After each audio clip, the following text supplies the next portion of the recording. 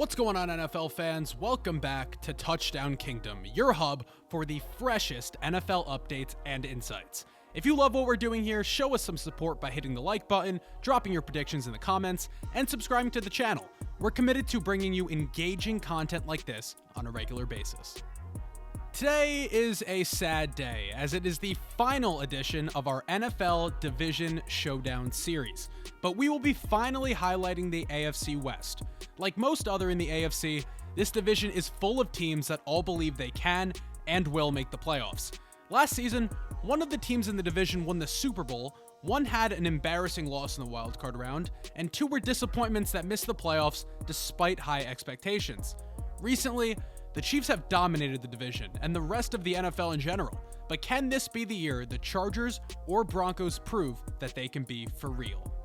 The sponsor of today's video is BetUS. If you haven't heard of BetUS, they are one of the leading platforms for online betting, offering a wide range of sports betting and casino games.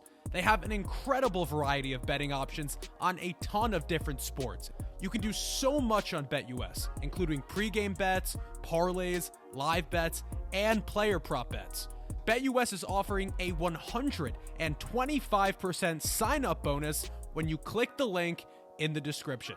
For any questions, check out any of the BetUS customer support options through live chat, email, and phone support.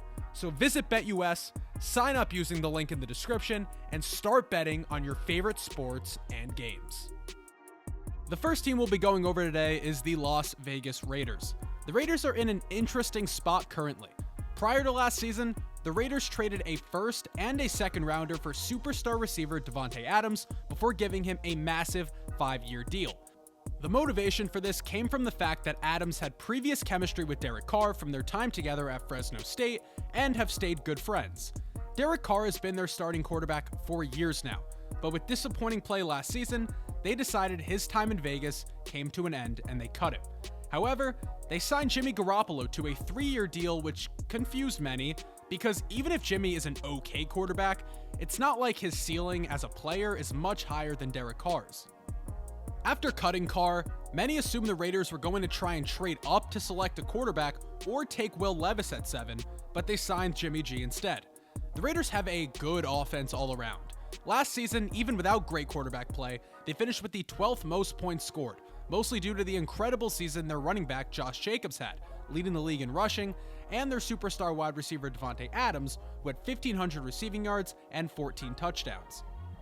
The Raiders certainly got better this offseason, but they still lost key players, such as trading away Darren Waller and losing Rock Ya-Sin, Denzel Perryman, and Mac Hollins in free agency. What they gained in the offseason included wide receiver Jacoby Myers from the Patriots, who will be a solid number 2 behind Davante Adams, tight end Austin Hooper, safety Marcus Epps, and cornerbacks David Long and Duke Shelley. The Raiders also had a great draft haul in the first 2 rounds when they were able to select edge rusher Tyree Wilson, who could have gone as high as number 3 at pick number 7. And they got tight end Michael Mayer from Notre Dame at pick 35, who was viewed by many as a surefire first-round pick and one of the most safe prospects in the entire draft. In order for the Raiders to compete for the playoffs in such a tough division, defensive players other than Max Crosby will have to make massive improvements so they don't have an automatic 4 losses to Mahomes and Herbert. The offense is very talented, so as long as Jimmy G could be a game manager quarterback, they have the potential to be a top 10 offense, and in order to push for the playoffs, the Raiders will need to have at least an average defense. They have the star talent with Adams, Josh Jacobs, and Max Crosby, but there needs to be an improvement from the rest of the roster for Las Vegas to feel good about their future with Jimmy G at quarterback. The second team we'll be going over today is the Los Angeles Chargers. The Chargers just sent a Brinks truck over to Justin Herbert, and that was a smart move. Herbert is one of the top quarterbacks in the NFL, and keeping him around no matter the contract is the right move. After their disappointing playoff loss to the Jaguars, where they let the Jags come back down 27 points, the Chargers are coming back with a vengeance and a healthier squad. Last season, many of the Chargers stars were dealing with injury problems, including Keenan Allen, Mike Williams, Rashawn Slater, Corey Linsley, Joey Bosa, and J.C. Jackson. While they did not make any major splashes or suffer any major losses in the offseason, with these players fully healthy, the Chargers will look like a different team. They did sign Eric Kendricks, who will be a nice veteran presence in the locker room for the linebackers and could mentor Kenneth Murray and rookie Diane Henley. Another move that we loved this offseason was firing offensive coordinator Joe Lombardi and capitalizing on the Cowboys' mistake by signing Kellen Moore after he was fired.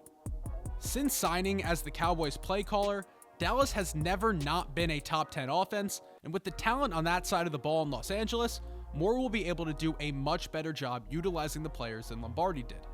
Despite Justin Herbert's incredible arm strength and talent, Lombardi has led one of the most passive offenses in the league over the last couple years, and Moore should put an end to that by calling more creative plays and more shot plays. The Chargers had a great draft, selecting athletic wide receiver Quentin Johnson out of TCU with their first pick, who will immediately be the most explosive player after the catch on the Chargers. Despite having a large frame, Johnson was best after the catch and will thrive as the wide receiver 3 until he eventually takes over Keenan Allen or Mike Williams. In the second round, they selected edge rusher Tuli Tuipulotu, who will immediately add to the depth behind Khalil Mack and Joey Bosa and should be a great rotational pass rusher. And in the third round, they added linebacker Diane Henley, who fell much further than many expected and may be a day one starter for the Chargers. With the Chargers being healthy going into 2023, the team does not really have any holes outside of free safety, where the projected star is Alohi Gilman. The rest of the roster is littered with talent at every position. Something to look for especially is the play of JC Jackson, who they signed last offseason to a huge contract, but came back from injury too early and played, well, absolutely terrible last season. So if JC does not come in playing well, their cornerback room may be looking scarce, but they still have talented players including Asante Samuel Jr. and Michael Davis. Derwin James is going to be the leader of the defense, and if he has another great season, the defense should improve, as last season they allowed the 11th most points, but we're dealing with many injuries. The Chargers are looking to make a leap this season in making a deep playoff run, and believe the roster they have is good enough to do it. We'll see if that's true, but it is certainly possible for this team littered with star talent. The third team we'll go over today is the Denver Broncos. Their 2022 season was a nightmare. They traded a ton for Russell Wilson and gave him a massive contract just for him to be one of the worst starting quarterbacks in the NFL, despite having a defense that didn't allow many points. They also hired Nathaniel Hackett as a head coach in what was most likely an attempt to recruit Aaron Rodgers, but he stayed in Green Bay while Hackett was fired before the season ended for pitiful offensive play and bad game management. The Broncos finished with a record of 5-11 and did not even own their first and second round pick, which were picks 5 and 37. The biggest move they made this offseason was acquiring head coach Sean Payton, who has had a legendary career in New Orleans and left broadcasting to be the Broncos head coach after getting interest from multiple teams.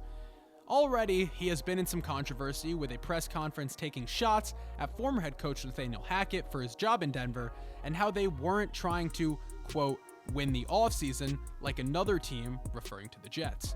While they did not win the offseason, they made some improvements by signing tackle Mike McGlinchey, guard Ben Powers, and running back Samaje Perine to back up Javonte Williams.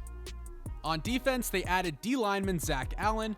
The Broncos will look similar outside of these signings, and the addition of wide receiver Marvin Mims, selected in the second round, and linebacker Drew Sanders from Arkansas, who both have the opportunity to start at some point this season.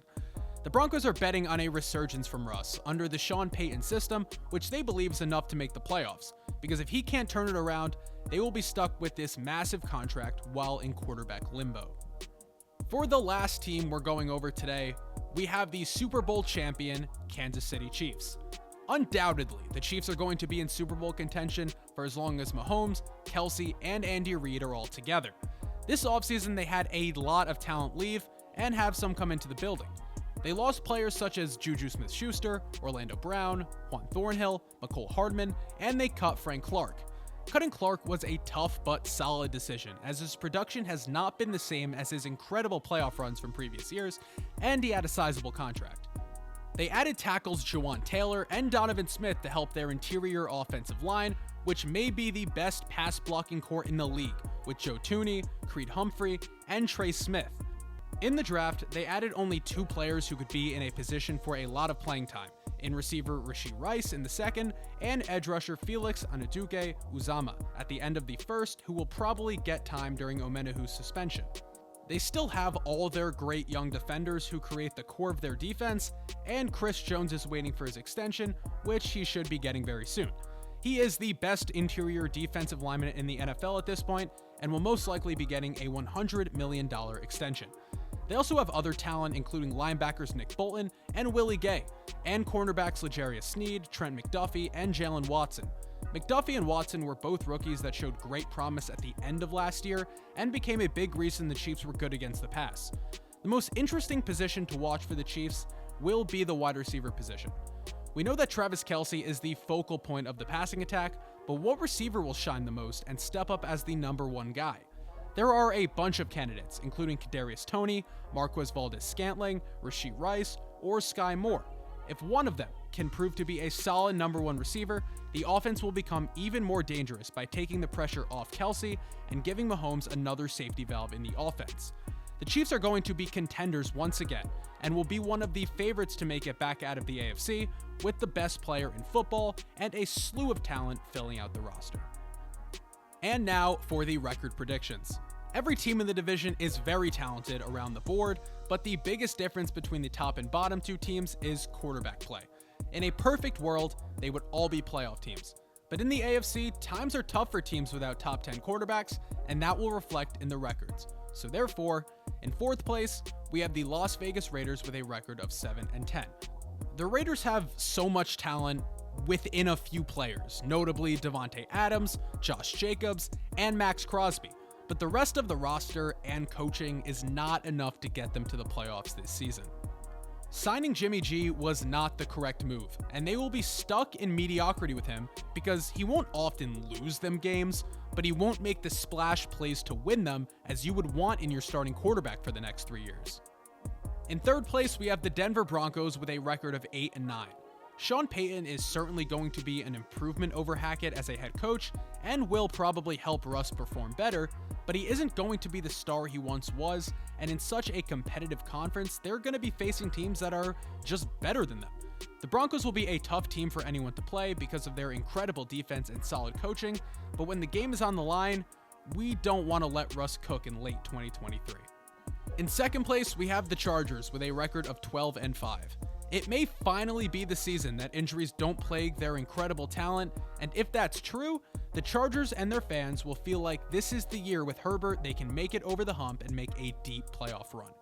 In first place, once again, we have the Kansas City Chiefs with a record of 13-4. They have one of the best offensive head coaches of all time, and they have the most talented quarterback of all time to run his plays. Unless something happens to Mahomes or Kelce, they once again look to make a Super Bowl run with their creative play calling and young defense. Stay tuned for more exciting content coming your way. If you liked what you saw, don't forget to like, subscribe, and leave a comment. Thank you for being a part of our Touchdown Kingdom family, and we'll see you in the next one.